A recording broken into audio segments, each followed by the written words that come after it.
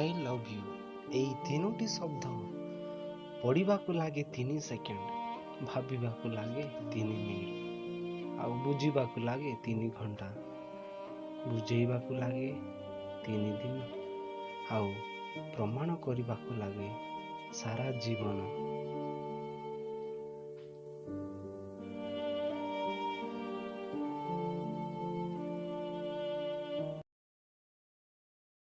ଯେବେ କିଏ ବ୍ୟସ୍ତ ହୋଇ ଯଦି ତା ସମସ୍ୟା ତମକୁ ଜଣେଇଥାଏ, ତେବେ ଜାଣି ରଖ ତୁମ ଉପରେ ଈଶ୍ୱରଙ୍କ ବଡ଼ି ବିଶ୍ୱାସ ରଖେ। ତାହା ବିଶ୍ୱାସକୁ କେବେ ଭାଙ୍ଗିବ ନାହିଁ।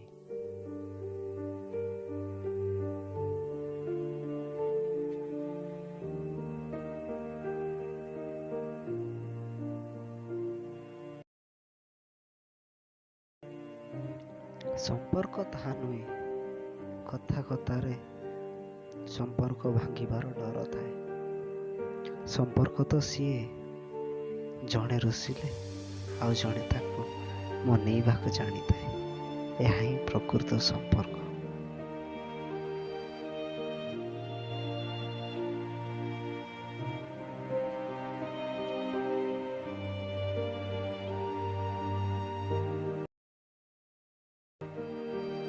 ମଣିଷ ମିଛ ସମ୍ପର୍କକୁ ପାଇବା ପଛରେ ଅନେକ ସମୟ ନଷ୍ଟ କରେ।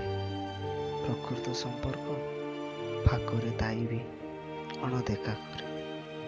ଶେଷରେ ନା ମିଛ ସମ୍ପର୍କ ପାଇପାରେ, ନା ପ୍ରକୃତ ସମ୍ପର୍କକୁ ନିଜର କରିପାରେ।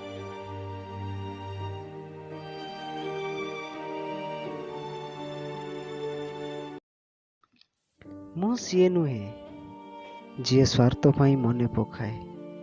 ମୁଁ ହେଉଛି ସିଏ ଯିଏ ସମ୍ପର୍କକୁ ଅଧିକ ଭଲ ପାଏ। ମୁଁ ତମ ମନରେ ଥାଏ ବା ନଥାଏ, ପ୍ରତିଦିନ ମୁଁ ତମକୁ ମନ ଭିତରେ ବହୁତ ଖୋଜୁଥାଏ। I love you Janu.